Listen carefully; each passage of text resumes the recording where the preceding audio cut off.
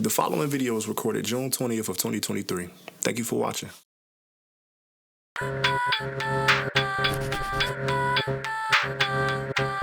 Welcome to Mini Bedroom Interviews, a show dedicated to diving deeper into the artist and for the artist to dive deeper. I'm your show host, Ridgio, and today we have another special guest. Today's special guest is a woman I've known since I've been about 10 years old. She's a mother figure in my life. She's probably the most kind and kindred spirit that I know. Please welcome Marguerite Wright.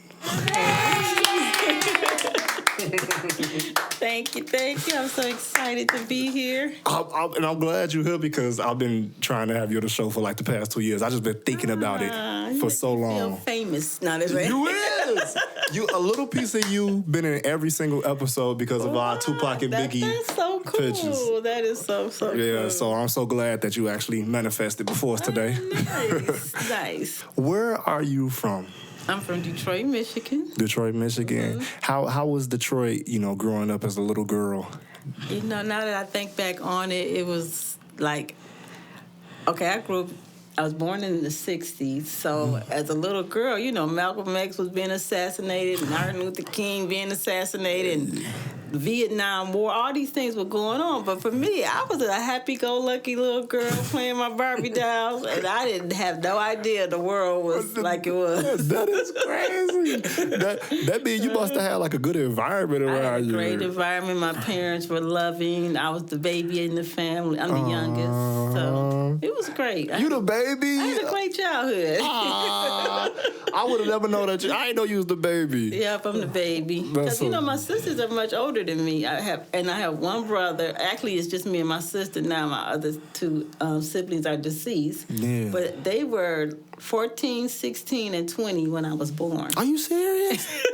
Oh, you really was the baby. I was the baby, yeah. You just like my little sister now, she 14. When she was born, I was 14. Oh, you know what I'm saying? So you pretty sure y'all are her the youngest. Yeah. I didn't even know that was your sister. Oh, you thought that was my niece or something?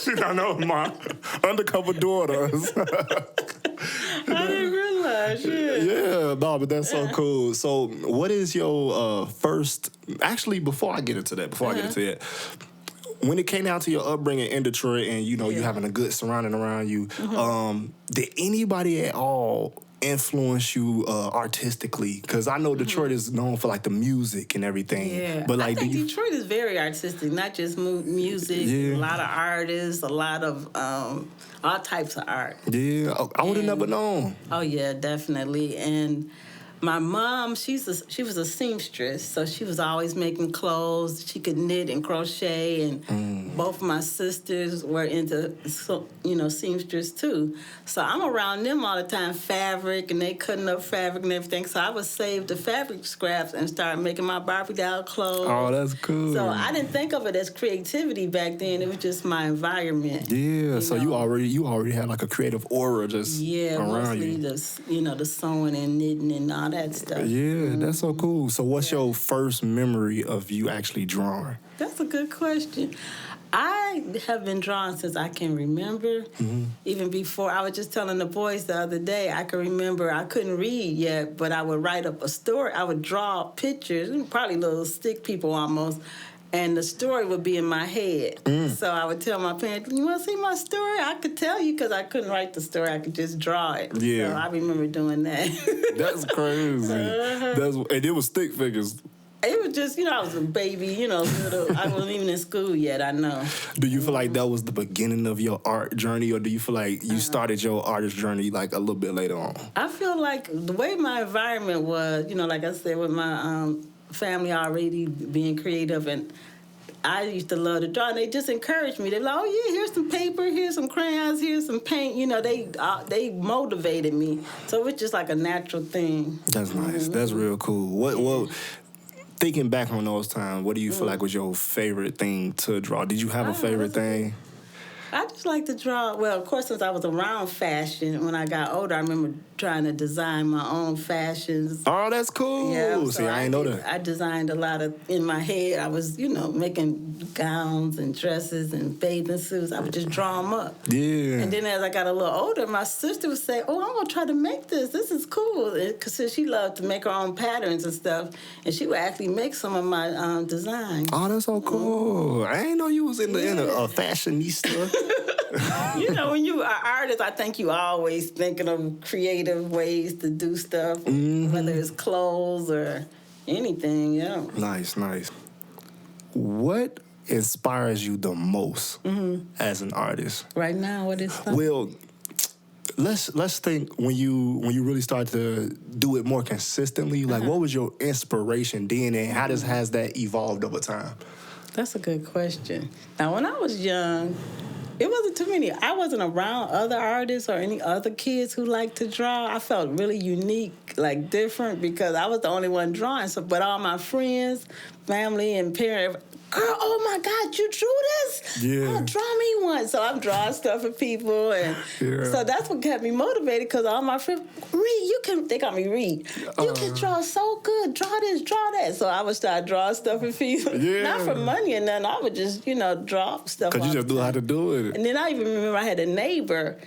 Every time he came over, he was like, "Bring me your sketchbook. Let me see what you did today." And I'm like, "Okay." So I would show him my sketchbook. So he kept me motivated. He was like, "Girl, you good." So my parents, my family, everybody like, "Oh, you a pretty good artist. You pretty good." And I always tell my kids, I used to hear people say, "You draw good for a girl." And I would be like, what? For a girl.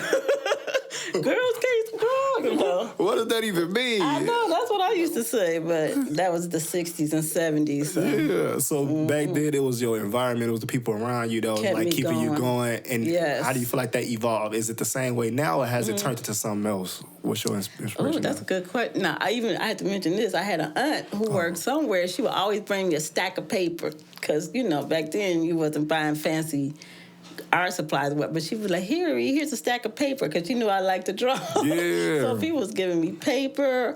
Another story is I was in a classroom one time just sketching. I drew my teacher, and my teacher was a cute guy. Everybody had a crush on him, right? So Mr. Moore is fine, right? So I used to draw him, and then one day my friend said, "Hey, Mr. Moore, look what Marguerite drew."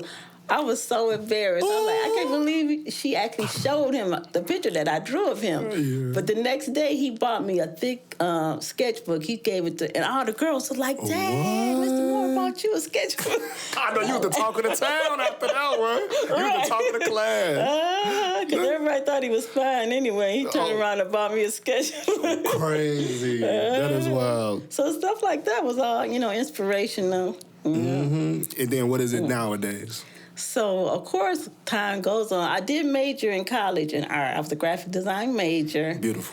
And it was some ups and downs and challenges in the 70s, going into the 80s, trying to be an artist as a black woman, too. I could tell you, that could be a whole talk show. Ooh, yeah, I can only imagine. Because graphic design, they were like, "You a graphic designer?" Like I was lying or something. Like, a black woman graphic designer? I never heard no black women in graphic design. That's how rare it was back then when I first got out of school. Wow. So I had to keep myself motivated at that point. And then I went through phases, I had my daughter, was a single parent, so of course my mind was on raising her and doing that, and then I did get married, had more kids. I was so busy. Yeah. Only time I did really get back into my art after having children is when Leah was a little girl, because she would go around, "My mommy can draw." And so her teachers would say, "Well, ask your mother, because she draw this picture." So they would send home picture, and she said, "Mommy, my teacher wants you to say, can you draw this?" And I'm like, "Okay." I tell them I would draw. So I ended up drawing portraits for people for a while. That's so thanks cool. to my daughter being my little agent. My mommy can draw. I can picture Leah saying that right now. Telling everybody I could draw. Then it got around to the teacher. "Oh, yeah, Leah's mom drew this. Oh, tell her to draw me that. Tell her to draw."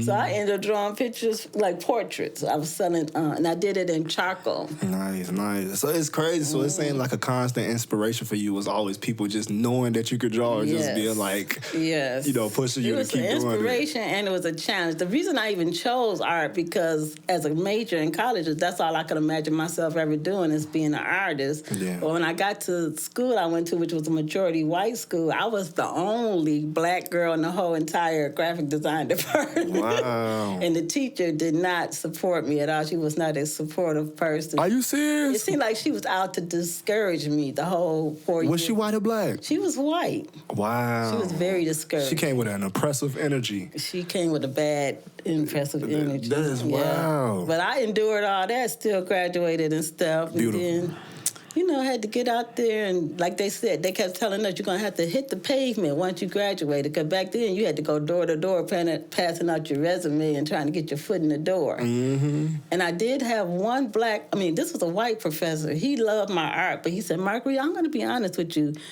He didn't come right out and say it, but he was like, it's going to be rough for you as an artist, and it's not going to be your art. Then they may not want to hire you. And I was like, why would he even say that to me? As a young girl, I'm only 20 or 21.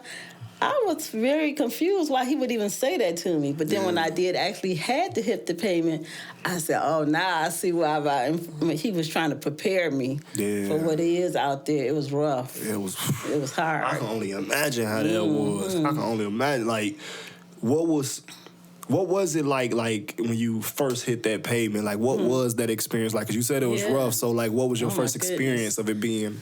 Having to prove yourself, prove that you actually do have a degree and you did go to school. And before I even went to school, I was an artist in my mind. But they're like, oh, so let's see your work. Being real picky and it was very competitive, too, because you may have, I don't know how many people applying for one graphic design job. So the hard part was in the 80s when I came, imagine this, what I went to school for, what I learned was cut and paste and the old-fashioned way of doing things. Steve Jobs came out as soon as I graduated from college and invented the Apple computer. So everything that I learned in college was null and void because, now we got the Apple computer. We don't have to do the old-fashioned stuff no more. Whoa. But the blessing was I got hired at the headquarters of Montgomery Ward, which is no longer existent. But they trained us all on computers. So as a black woman, I had this training and everything, so that was a blessing. Then as I went out after leaving Montgomery Ward, I could say, well, I do know Photoshop and I do know Illustrator and I do, I could name software, but still people like, you know Photoshop? They act like they didn't believe. You actually know how to use an Apple computer? Yes, I do. Yeah. So I would get the freelance jobs and they would say, okay, well, here's a job, figure this out, do this. I would do it. Okay. You did. Oh, you do know Photoshop. Mm-hmm. Then they come in, okay, here's the... Then they give me a whole bunch of work, just trying me out. Because I did freelance, and that's how, the first couple of days I had to just prove myself. Mm-hmm. That's what it was like. That's wild, because it's like you really had to go through like the trials of it. Like they was really trying you. It was something like you wasn't really an artist or something like that. Yes. That is wild. You had to prove yourself. But the thing was, my mindset was to get my foot in the door of some good agency or someplace where I could be an art director or whatever like this. And it was really hard. That's why I admire you young people. Y'all not trying to worry about putting y'all foot in nobody's door. Y'all making your own pathway. That's wonderful. Yeah, I feel like because it's too much, like what they say is like the market is oversaturated. Yeah. So since it's so oversaturated, it's like you do have to take more initiative because people ain't looking for talent no more because it's so much talent, But the good part is you don't have to force yourself to fit a certain category. You can create your own style and do your own thing, and that's what I didn't have enough nerve to do. Mm. I was working so hard to get my foot in the door and try to be what they wanted me to be that I kind of really forgot my own creativity. You know what I'm saying? Yeah, that makes sense. That makes sense. So, wow. That's crazy how things evolved over time. Isn't it true? But on that note, we're going to welcome Marguerite to elementary school. She has 10 seconds to answer 10 questions each for a chance to be in our mini bedroom hall of fame, where she'll be welcomed by the champions. Are you ready? I don't know. Well, let's see. Here we go. Question number 1. What happens when tectonic plates rub together? Is it A, earthquake, B, tornado, or C, volcano explosion? Volcano explosion. It's earthquake. What? Yeah. Okay. I didn't say I was a scientist. No, it's all good, but unfortunately the game is over. I really thought we was gonna have a Hall of Famer today. I was looking for like, yeah, she gonna get that Hall of Fame. I was ready for it. Like, who and a what rub together with who? It's all good. It's all good. It's okay. We can just continue on. Okay. So you was mentioning Steve Jobs and how he kind of changed the whole market for you. The game, yeah. So was that because I wanted to ask a question about the evolution of art over time. Yeah. Before Steve Jobs, what did that look like? And then post, what did that look like? You know, can you tell us about that? Now, another reason I know for sure it probably wasn't that many black people going into school for art when I was young because it was extremely expensive. Yeah. You had to have all types of equipment, like airbrushing equipment and all this high-tech training that cost a lot of money. Well, yeah. You know, I was fortunate that my parents did figure out a way to send me to college, and I did learn certain things, but I still feel like it was a lot more training than I needed and a lot more tools and expensive painting and expensive airbrushing equipment, because I wanted to learn how to airbrush, you know, look realistic and everything like that. Yeah. Of course, now what Steve Jobs did coming out with the computer, we got Photoshop and all that to do the same effects that the actual airbrushing machine would do. Mm-hmm. So that was the blessing part of it. But like you say, before Steve Jobs, you had to have all that equipment. Yeah. You even needed your own studio. You couldn't just do airbrushing anywhere, nothing like that. So you needed a studio, you needed equipment, you know. Wow. It's pretty hard to... I didn't know it was so physically taxing. I didn't know you had to actually go get a airbrush and really do that stuff. And that was expensive, an airbrush at that time. And you had to clean. I remember the cleaning of the... I remember being at a demo or something. They showed how you actually clean the airbrush and all that. I was like, ooh, soak it overnight and do this and that. Yeah. Dang. I heard that dude Bob Ross, because he was using like oil paint, and I heard that affected his health over time. I could believe it. So it makes me wonder, like, is it a blessing in disguise that it turns into technology? That is so true. I never even thought of that. You know, but definitely, yeah.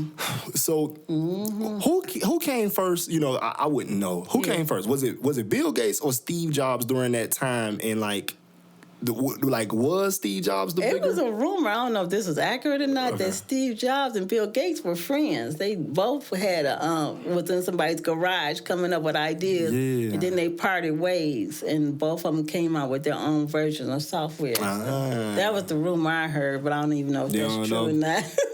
For sure, because I always thought I had, you know, being a '90s baby, my idea of them was like, oh, Steve Jobs just tried to do what Bill Gates do, but you know, make it like more techie. In my mind, I always heard that Steve Jobs' computer was better for artists and musicians, because you know everybody who was in art or music used the Apple computer. Yeah. And what's his name? Bill Gates was, you know, more for, you know, his stuff came up everywhere. The software, Windows is everything. Right. It's like we breathe Windows air. Like you need Windows no matter what industry you in. So that's what I saw the difference between those two. That's wild.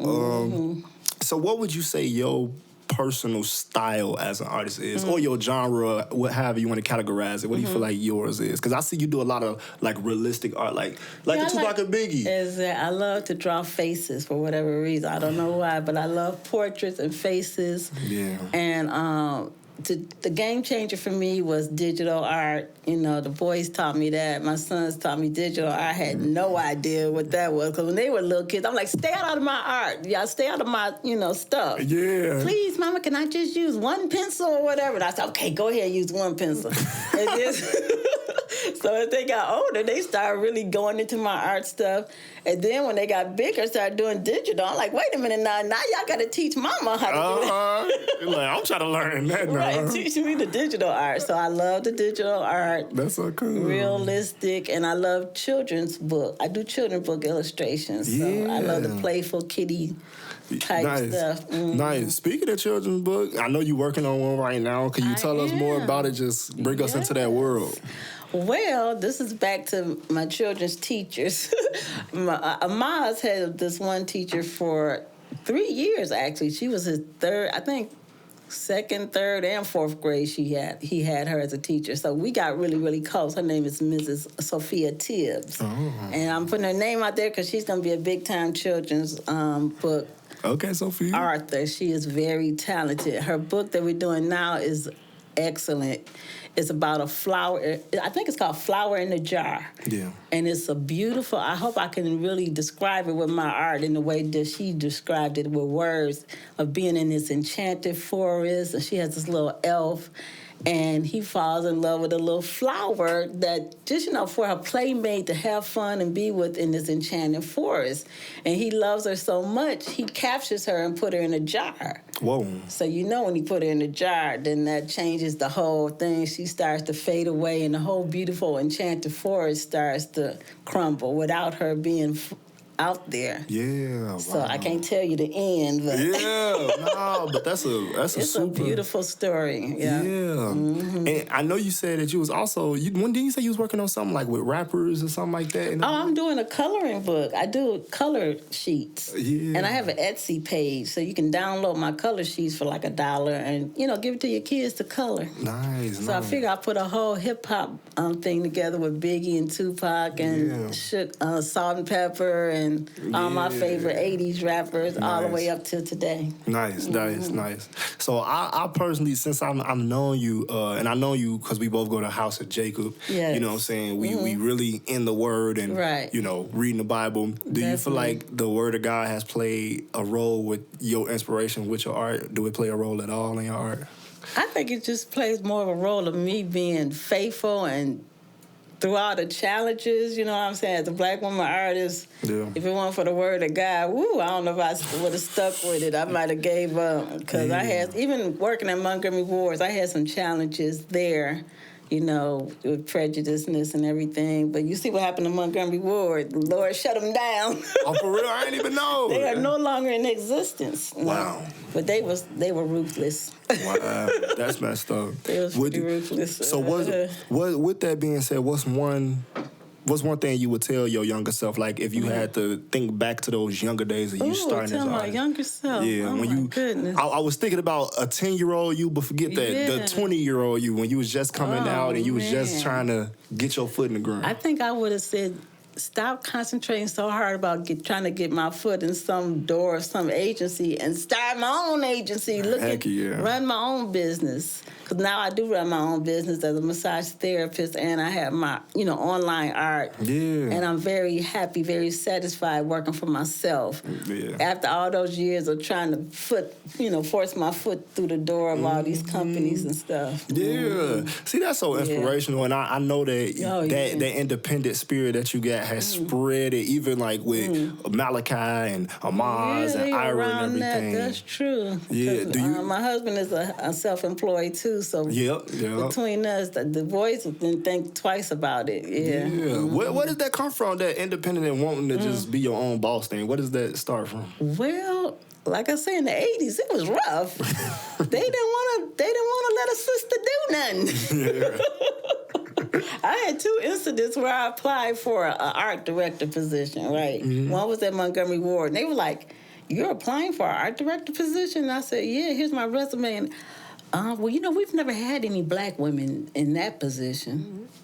And can I be the first one? Yeah, exactly. What the heck they got to do with anything? It was like that. Back in the 80s, they right out tell you. We ain't never had no black woman do that before. And then I worked at another publishing company. I said, here's my chance.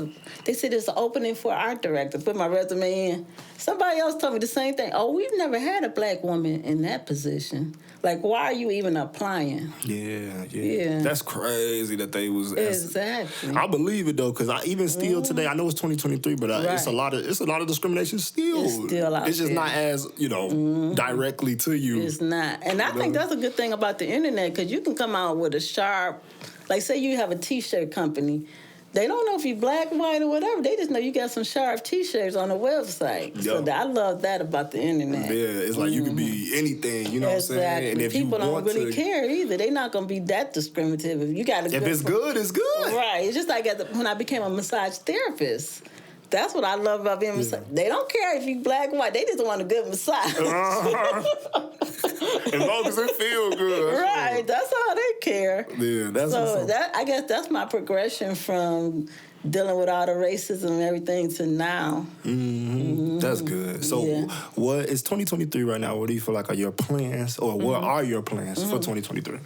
The rest of it. For the rest of 2023, Your continue my children book. I would like to maybe even get an agent, because sometimes children book illustrators have art agents. Nice. And they can help you get into publishing companies and get some nice assignments. Nice. Can we see the front cover of any of these? Oh, sure. You see I bought my whole stack. Yeah. you can show this camera right here. Okay, That's now yours. this is my first book illustrator. I met a lovely lady from Ohio. In fact, she was from Sandusky, Ohio, and I'm familiar with Sandusky. Oh, yeah. Ohio, right See by the point. Michigan. Yeah, see the point. Yeah. And we met online. Yeah. And her, she wanted to illustrate it because she's a, her title?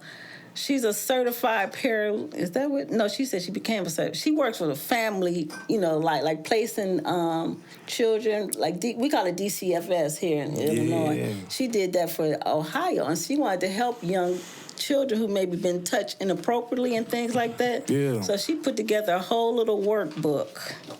And I got a chance to do the illustrations for her. It was really cool. Yeah, that's and me really and her nice. hit it off really good. That's nice. So it was a fun project to do. I'm just flashing an illustration real quick. Yeah, and actually before her, someone I've known from years, she goes to the Israel God and the Bible classes and stuff. Yeah. Her name is Sister Michelle. She has a daughter who wrote this book, and she said, Marguerite, can you do the illustrations for us in like 2 weeks? It was like 2 or 3 weeks. She wanted this whole book drawn. So I was like, I can try, but I don't know if I'll be able to do this. So this is actually when I really dug into the Procreate is the name of the app where you can do digital art. Yeah. And I taught myself Procreate, and I did this entire book, but I found out you can't do a book in 3 weeks. That do sound like a very short time frame. That was the hard part. I'm like, why did I tell her I could do this book in 3 weeks? But it was a learning experience. We had a lot of fun, and she actually got it published. It's on Amazon. It's called Anne-Marie the Azar. It's a cute little story, too, about a little girl who had made some choices in her life. Yeah. And then we got a chance to do some color. This is a coloring book with me and a couple of different artists come together and put our art. Oh, I love that. Yeah. Different colors. This is mine right here. Nina Simone, I did. You did that? Yeah. Wow, I love that. So we had some fun. Miles did some, and the Malachi. Yeah, I see my boy Caleb did one. Yeah, Caleb. So she's done this for about 3 years. What's the name? I forget her name. Compose is the name of her company. She's into black people doing cultural type music and violins, and this is great. That's beautiful. Yeah, so what's her name? Corey Coleman is the executive director of the coloring book coordinator. So she was doing that. Then I had the opportunity, let me go in order. This is during the pandemic. She went to DePaul. You might know it, Thrida Young. Yeah. I love that one. She knows Amaz, and she asked Amaz, actually, could he do a children's book for her? He said, my mother does children's book. So she had me do You Matter. Of course, Black Lives Matter, everything was happening at the time, but she wrote a really sweet story about the children. You matter. Your hair matters, your creativity matters, your ideas matter. You know, it was so sweet. So I love that. We did that one during the midst of the pandemic. Yeah. Came out nice, and it is on Amazon. You Matter. Mm-hmm. Yes. Then I met another lady online. She wrote a good book called Good Hair, Bad Hair. Mm-hmm. For all the little girls and boys out here, you know, we might think we got bad hair and all this kind of stuff. Yeah. She wrote the positivity of all hair is good hair. And it was a beautiful, beautiful story. Her name is Christian Telly. Shout out to Kristen Telly. Yep. So she's actually down. And you made the cover? Yeah, I created the cover. Yep. Beautiful. It was a fun story. I love the dreads that you did right there. Oh, yeah. And these braids, that's so cool. Oh, yeah. Those And actually, this is one of Ira's friends. I used his face for the... Oh, that's that boy, Cody? Cody. Yeah. My You boy. recognize him? I can tell. Uh-huh. Cody. And then I'm always getting jobs for my children. Malachi was approached to do a children's book, but he said, Mom's so busy. He was in school and everything. He said, hook up with this guy. He wants to do... And at the time, this brother was actually in prison.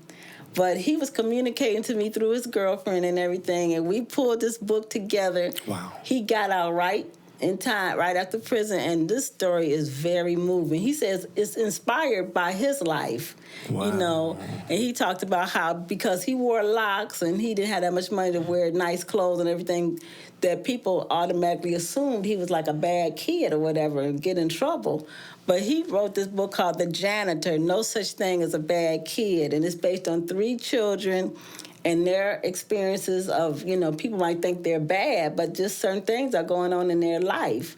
And it was the janitor who actually always stepped up and said, man, why you in there doing that? You could just turn around and do this, you know, inviting them to, you know, try out for the basketball team or do this or do that. And they end up turning their lives around. Wow. So it's so cute. I love this story so much. It's called and it's written by Mario Finesse Wright. His last name is Wright too, so I call him my other son, Mario. I love that. Yep. So those are the books I've done so far. They're all on Amazon. Yeah? Nice. Yes. Well, on that note, we gonna welcome Marguerite to the hot seats. She has another 10 seconds to answer another 10 questions. Oh, Unfortunately, she can't get into the Hall of Fame, but we gonna have some fun today. Are you ready? I'll try. Here we go. Question number 1. Who's your favorite person in the world? Oh, man. That's a hard one to pick. You can pass it and we can go later if you want to. Like dead or alive? Dead or alive? Favorite person? My mama. Hey, shout out to mama. Who was the last person you argued with? Ooh, I don't argue with people. Facts. I witnessed this. That ain't her thing. I walk away. Facts. I don't argue. Who's your favorite family member? Oh, man. Well, hey, that's a different question. Who's your favorite family member? My favorite family, dead or alive, right? Dead or alive? That's back to mama. And daddy. Who's your favorite musician? So rapper, singer, producer? Oh, Michael Jackson. Michael Jackson. Nice. What dog breed would you be? Would I be? Oh, that's a fun question. I have to imagine. A German Shepherd. Trying to bite somebody. The German Shepherds are beautiful and graceful, and they might look nice, but then they might. Yeah, they'll get up in there. Right. What's your biggest pet peeve? Ooh, these some fun questions. I think my biggest pet peeve is for somebody to say, see, I told you so. You're like, I know, don't say that. Yeah, no, that's... I don't like when people say, I told you so, or you should have did that, you know. That's irritating. Isn't it irritating? Yeah. What's one skill you wish you had that you don't have? Singing. Aww. Okay, what do you do to pass time? I like to watch TV, binge watch good shows. Nice. I love Unsung, so I watch shows like that. I never heard of Unsung. It's one of those shows where they go back. Yeah, Isaac Hayes back in the 70s. Y'all thought he made a lot of money, but actually he was swindled. You know, they tell the real story behind all these, entertainers from back in the day. Yeah. Oh, wow, that's so cool. You gotta check it out, TV One. I do gotta check that out. What's one thing that makes you really happy? Ooh. I love a day off where I could just sleep in and relax. Nice. Final question. What's your favorite food? Ooh, I have a few favorites. I've been vegan now I call it plant-based, for over a year. Ooh. But we went to Jamaica, and I definitely had some jerk chicken. You said I ain't passing up on that opportunity. Nice. Well, that was the hot seat. You did it. You did it. Thanks for coming through, Mama Marguerite. Yeah, I really had a great time. Yeah, I really appreciate it. It was so fun. Yes. And to end it off, we're going to do the scripture of the day. So the scripture of the day is from Proverbs 30:5. And it reads, "Every word of God is pure. He is a shield unto them that put their trust in him." Think on it. Just meditate on it. Meditate on it. Mm-hmm. All right. Thanks, Mama Marguerite. Oh, thank you, sweetie. Really appreciate you. Definitely. This is beautiful. This has been another episode of Mini Bedroom Interviews. Peace out. That was fun. Can you talk to yours real quick? I just want to see. Hello. Hello there. How are you?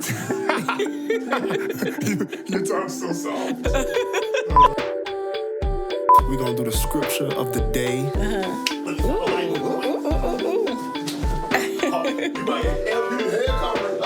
Oh, yeah, I do need a hair cover. That's my eyeglass cleaner. T-shirt over here. I got... You said y'all been doing this long enough.